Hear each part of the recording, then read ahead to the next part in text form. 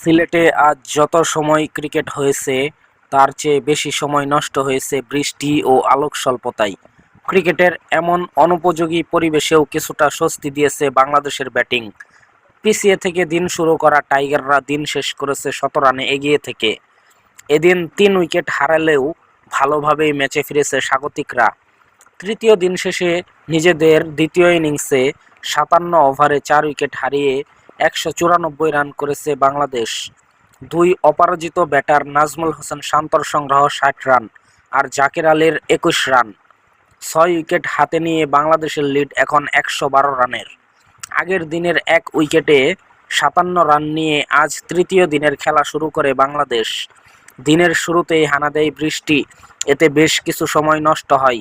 সকাল ১০টায় খেলা শুরুর কথা থাকলেও শুরু হয় বেলা ১টায়।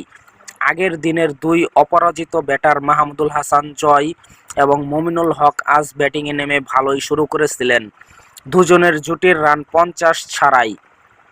তবে মুজারাবানির শর্ট বলের ফাঁদে পড়ে প্রথম স্লিপে ক্রেগ আরভিনের হাতে ধরা পড়েন জয়। ৬৫ বলে ৩৩ রানে টাইগার এই ওপেনার ফিরলে ভাঙে ৯৭ বলে ৬০ রানের জুটি। এরপর চারে নামা নাজমুল হোসেন শান্তকে নিয়ে আবারও ঘুরে দাঁড়ানোর চেষ্টা চালান আগের ইনিংসে অর্ধশত রান করা মমিনুল। ক্রিজে নামার পর দ্রুত রান তুলছিলেন শান্ত। অন্য প্রান্তে দায়িত্বশীল ব্যাটিং করেছেন মমিনুল। দুই বাঁহাতি ব্যাটারের তৃতীয় উইকেট জুটিতে যোগ হয় ৬৫ রান।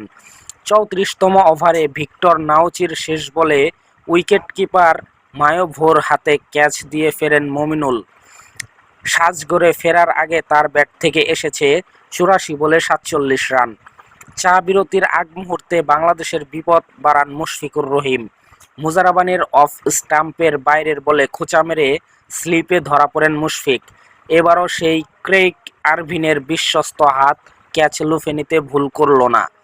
তার ব্যাট থেকে এসেছে ২০ বলে ৪ রান। মুশফিকের বিদায়ে বাংলাদেশ কিছুটা হলেও বিপাকে পড়ে।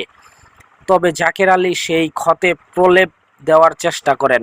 তিনি অপরাজিত আছেন ২১ রান করে। দিনের খেলা শেষ হওয়ার আগে 50 তুলে নেন শান্ত। অধিনায়ক অপরাজিত আছেন ৬০ রানে। নির্ধারিত সময়ের ঘণ্টা খানেক আগে আলোক স্বল্পতায় দিনের খেলা শেষ করতে বাধ্য হন আম্পায়াররা।